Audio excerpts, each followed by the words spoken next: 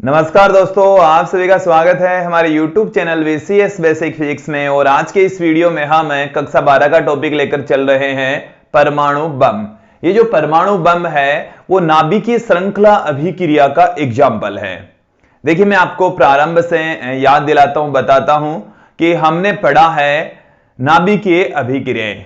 नाभिकीय अभिक्रियाएं दो प्रकार की होती है, नाभिकीय विखंडन तथा नाभिकीय संलयन। नाभिकीय विखंडन में एक भारी नाभिक दो हल्के नाभिकों में टूटता है, जिसे हम नाभिकीय विखंडन अभिक्रिया कहते हैं। और जब दो हल्के नाभिक मिलकर एक भारी नाभिक का निर्माण करते हैं तो उन्हें हम नाभिकीय संलयन अभिक्रियाएं कहते हैं।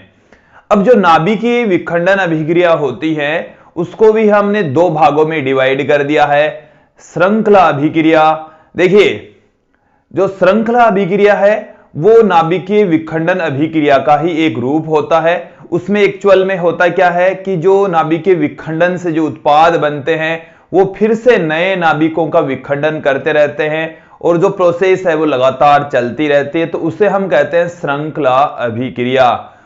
तो जो श्रृंखला अभिक्रिया होती है वो नाभिकीय विखंडन का ही एक रूप होता है, और यदि विखंडन की प्रोसेस लगातार चलती रहती है तो उसको हम कहते हैं श्रृंखला अभिक्रिया। दोस्तों, अब हम बात करते हैं श्रृंखला अभिक्रिया के प्रकार। तो वो दो प्रकार की होती है, अनियंत्रित श्रृंखला अभिक्रिया और नियंत्रित श्रृंखला अभिक्रिया। अनियंत्रित श्रृंखला अभिक्रिया के लिए जो पुनरुत्पादन गुणांक या गुणन कारक होता है वो एक से बड़ा होता है, और जो परमाणु बम है वो अनियंत्रित श्रृंखला अभिक्रिया का ही उदाहरण है। और जो श्रृंखला अभिक्रिया उसको दूसरा जो प्रकार है वो है नियंत्रित श्रृंखला अभिक्रिया, और उसका एक एग्जाम्पल है नाभिकीय भट्टी, न्यूक्लियर रिएक्टर, परमाणु भट्टी। और उसके बारे में भी हम अलग से पढ़ने वाले हैं, अलग से उसका वीडियो आएगा इसके बाद में, ठीक बाद में हम परमाणु भट्टी का वीडियो बना रहे हैं। तो सर्वप्रथम आप देखेंगे कि परमाणु बम एक्चुअल में नाभिकीय अभिक्रिया पर आधारित होता है, नाभिकीय विखंडन अभिक्रिया पर आधारित होता है, और नाभिकीय विखंडन में भी ये अनियंत्रित श्रृंखला अभिक्रिया पर आधारित होता है।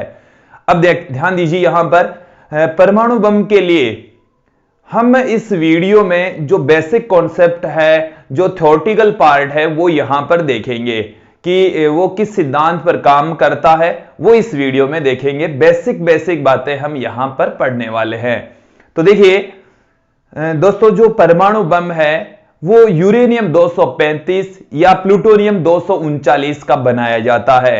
और भारत में जो यूरेनियम है 235 से जो परमाणु बम है उनको निर्मित करते हैं। हालांकि परमाणु बम का निर्माण प्लूटोनियम 239 से भी किया जा सकता है। दोस्तों, परमाणु बम का जो द्रव्यमान होता है वो काफी ज्यादा होता है, अर्थात उसका जो द्रव्यमान है वो क्रांतिक द्रव्यमान से अधिक रखा जाता है, अतिक्रांतिक द्रव्यमान रखा जाता है, ताकि अनियंत्रित श्रृंखला अभिक्रिया हो सके। अनियंत्रित श्रृंखला अभिक्रिया के लिए जो द्रव्यमान है वो क्रांतिक द्रव्यमान से अधिक होना चाहिए। और परमाणु बम का जब विस्फोट होता है तो अत्यधिक मात्रा में, बहुत ही अधिक मात्रा में ऊर्जा का उत्सर्जन होता है, अत्यधिक ऊर्जा का उत्सर्जन होता है। दोस्तों, तो यहां पर इसके बारे में जो बेसिक कॉन्सेप्ट है वो मैं आप लोगों के सामने रखूंगा। इसके साथ में उसका जो संरचना है उसके बारे में भी आप लोगों को बताऊंगा। तो देखिए दोस्तों, इसमें है क्या। सर्वप्रथम हम बात करते हैं कि जो परमाणु बम है वो अनियंत्रित श्रृंखला अभिक्रिया का उदाहरण है। यह अनियंत्रित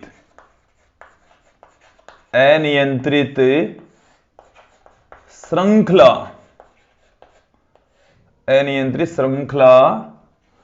अभिक्रिया का उदाहरण है। अनियंत्रित श्रृंखला अभिक्रिया का उदाहरण है।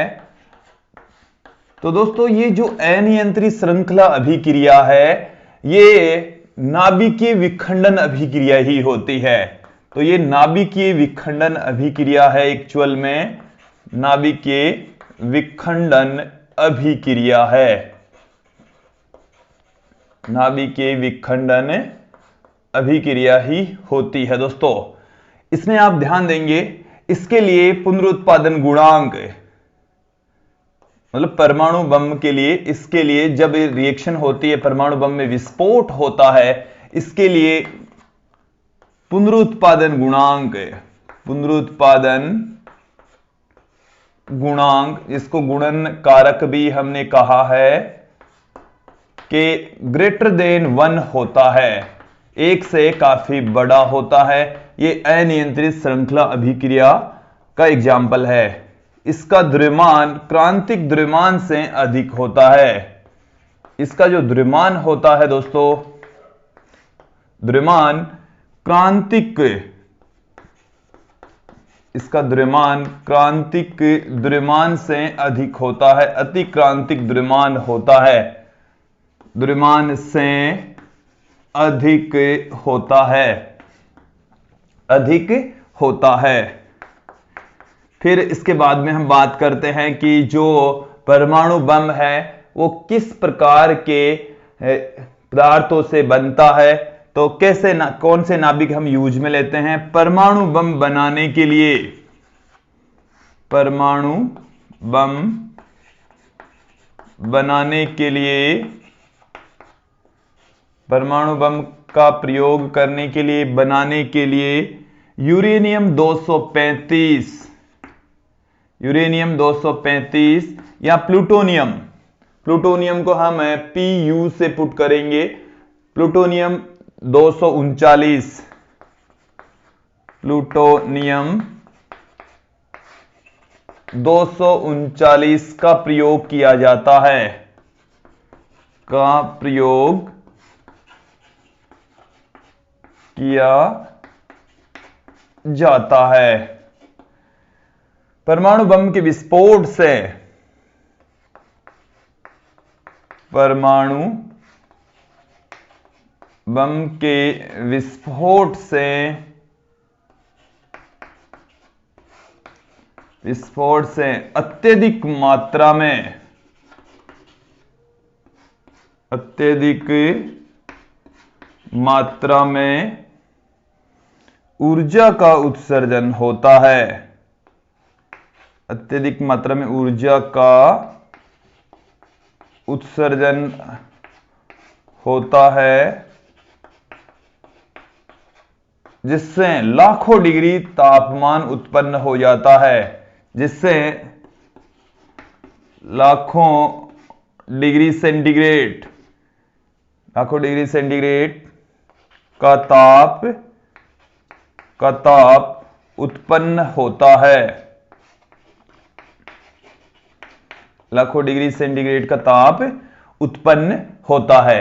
अब देखिए दोस्तों, जो किसी भी परमाणु बम है उसकी संरचना किस तरीके से होती है वो हम देखेंगे कि एक दृढ़ धातु का आवरण होता है, परमाणु, किसी भी परमाणु बम के अंदर एक दृढ़ धातु का आवरण होगा और उसके मध्य भाग में न्यूट्रॉन स्रोत रखे जाते हैं। क्या रखे जाते हैं दोस्तों? न्यूट्रॉन स्रोत रखे जाते हैं।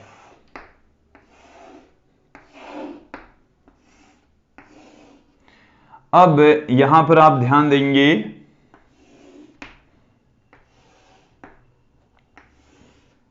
कि इस तरीके से यहां पर जो हमारे पास में यूरेनियम में 235 या हम यूज में लेते हैं प्लूटोनियम 239, वो यहां पर भरा होगा, वो यहां पर मौजूद है। समझ लेंगे आप लोग, यहां से यहां तक की जो संरचना है एक साथ में ये उपस्थित नहीं होता, ये इस तरीके से अलग अलग भागों में विभाजित किया हुआ होता है। और देखिए, इनको एक जगह इकट्ठा करने के लिए यहां पर विस्फोटक सामग्री का प्रयोग किया जाता है, डायनेमाइट का प्रयोग किया जाता है। वो जो डायनेमाइट है वो इसके चारों ओर इस तरीके से मौजूद होता है। ये यहां पर विस्फोटक सामग्री होती है, डायनेमाइट होता है, जो कि इसके बाहर की तरफ उपस्थित होता है। ये जो मैंने लाइनों से दिखाया है, यहां पर विस्फोटक सामग्री डायनेमाइट होती है इस स्थान पर। एक एक करके समझेंगे कि यहां पर इस मध्य भाग में ये न्यूट्रॉनों का स्रोत है और ये यहां पर हमारे पास में बाहर की तरफ एक दृढ़ आवरण होता है, कठोर आवरण होता है, धातु का बना हुआ होता है।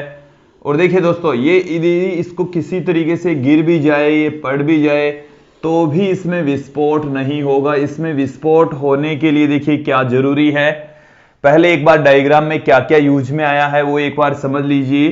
कि यहां पर बीचों बीच हमने रखा है, ये रखा हुआ है न्यूट्रॉन स्रोत। न्यूट्रॉन स्रोत, यहां पर न्यूट्रॉन स्रोत है, ये काफी सारे न्यूट्रॉन यहां से उत्सर्जित हो सकते हैं। और ये जो चार हमने भाग दिखाए हैं, एक ये वाला भाग है, एक ये वाला भाग है, एक ये वाला जो भाग है, ये ज्यादा भी भाग हो सकते हैं। हमने यहां पर इस डायग्राम में चार दिखाए हैं। तो यहां पर ये जो भाग हैं ये होते हैं ईंधन के रूप में, परमाणु बम में प्रयुक्त जो पदार्थ होता है वो है, ये है यूरेनियम 235, यूरेनियम 235 या प्लूटोनियम 239 होता है दोस्तों। अब इसके बाहर ये वाला जो भाग है, ये वाला भाग, ये वाला भाग, ये है विस्फोटक सामग्री। विस्फोटक सामग्री होती है, डायनेमाइट होता है, टीएनटी या डायनेमाइट होता है। तो यहां पर आप समझ लेंगे। और ये है बाहरी कठोर आवरण, बाहरी कठोर धात्विक आवरण, बाहरी कठोर धात्विक आवरण होता है दोस्तों। एक बार इसको ध्यान देंगे, समझ लेंगे इसको क्या है। इससे परमाणु बम की संरचना में देखिए दोस्तों, इसके अंदर बाहर एक कठोर आवरण होता है जो कि धातु का बना होता है। इसके मध्य भाग में न्यूट्रॉनों का स्रोत होता है जिससे अत्यधिक मात्रा में न्यूट्रॉनों का उत्सर्जन हो। अब इसको हम अलग अलग पार्ट्स में, ये यहां पर अलग भाग है, ये अलग भाग है, ये अलग भाग है, ये अलग भाग है, यहां से इनको अलग अलग भागों में, इनको चार टुकड़ों में या अधिक टुकड़ों में जो यूरेनियम 235 या प्लूटोनियम 239 है उसको रखा जाता है। इन यूरेनियम 235 के पीछे, यहां पर इनके सभी के पीछे हम विस्फोटक सामग्री रख देते हैं।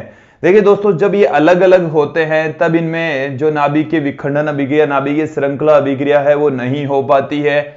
और जैसे ही परमाणु बम का विस्फोट करना होता है तो इस विस्फोटक सामग्री के अंदर विस्फोट करते हैं। जैसे ही इस विस्फोटक सामग्री में विस्फोट होगा, ये सभी टुकड़े एक जगह इकट्ठे हो जाएंगे। और जैसे ही इकट्ठे होंगे, यहां से न्यूट्रॉन उनमें नाभिकीय विखंडन की जो अभिक्रिया है वो प्रारंभ कर देंगे। और जब नाभिकीय विखंडन की अभिक्रिया प्रारंभ हो जाती है तो वो कंटिन्यू नाभिकीय विखंडन होता रहेगा, श्रृंखला अभिक्रिया प्रारंभ हो जाएगी और यहां पर उत्सर्जित न्यूट्रॉनों की संख्या लगातार बढ़ती जाएगी, जिससे जो ऊर्जा है वो काफी ज्यादा मात्रा में उत्सर्जित होगी, तापमान काफी ज्यादा बढ़ जाएगा और लाखों डिग्री सेंटीग्रेड का तापमान उत्पन्न हो जाता है।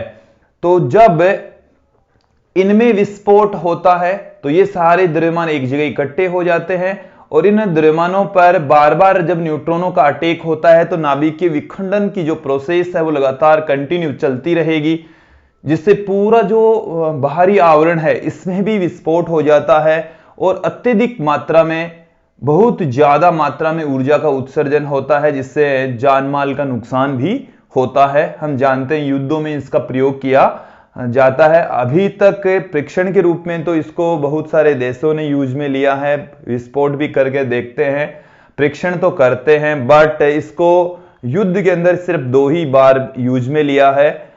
1945 के अंदर जापान के 2 शहर हिरोशिमा और नागासाकी पर 9 अगस्त और 6 अगस्त और 9 अगस्त 1945 को हिरोशिमा और नागासाकी जो जापान के शहर है उनमें इसका प्रयोग किया गया था, अमेरिका के द्वारा इसको डाला गया था। तो वहां पर काफी ज्यादा जान माल का नुकसान हुआ था और आज भी इसके दुष्प्रभाव सामने आते हैं। वहां पर जो लोग हैं उनमें शारीरिक अपंगता देखने को मिलती है। तो दोस्तों, इसका काफी ज्यादा, इससे जो रेडिएशन क्रिएट होती है उसका दुष्प्रभाव लंबे समय तक बना रहता है और ये कैसे काम करता है, उसका जो ढांचा है, संरचना है, वो हमने आपको समझाई। एक बार फिर से आप समझने का प्रयास कर लीजिए, समझ लीजिए कि मध्य भाग में न्यूट्रॉन स्रोत होता है, उसके बाहर हमारे पास में ईंधन के रूप में यूरेनियम 235 या प्लूटोनियम 239 होता है, और उसके बाहर पीछे की तरफ विस्फोटक सामग्री रखी होती जो कि डायनेमाइट या टीएनटी होता है। और इन सभी भागों को अलग अलग करके रखा जाता है और इस पूरी व्यवस्था को एक भारी धात्विक आवरण से बांध कर रखा जाता है। अब होता क्या है एक्चुअल में, जब भी इस परमाणु बम में विस्फोट करना होता है तो यहां से इस विस्फोटक सामग्री में विस्फोट करते हैं। जब इस विस्फोटक सामग्री में विस्फोट होता है तो जो यूरेनियम 235 है उसका द्रव्यमान क्रांतिक द्रव्यमान से अधिक हो जाता है। नाभिकीय श्रृंखला अभिक्रिया की जो सिचुएशन है, कंडीशन है, वो पूरी हो जाती है। और जब बार बार न्यूट्रॉन इन परमाणुओं पर अटैक करते हैं तो श्रृंखला अभिक्रिया, नाभिकीय श्रृंखला अभिक्रिया होती रहेगी, अनवरत जारी रहेगी, जिससे अत्यधिक मात्रा में ऊर्जा का उत्सर्जन होगा और लाखों डिग्री सेंटीग्रेड का ताप उत्पन्न हो जाएगा। तो दोस्तों ये था परमाणु बम, जो कि नाभिकीय श्रृंखला अभिक्रिया का एक एग्जाम्पल था। और मुझे उम्मीद है आप लोगों को ये जो वीडियो है वो अच्छे से समझ में आया होगा। आज के लिए इतना ही, धन्यवाद दोस्तों।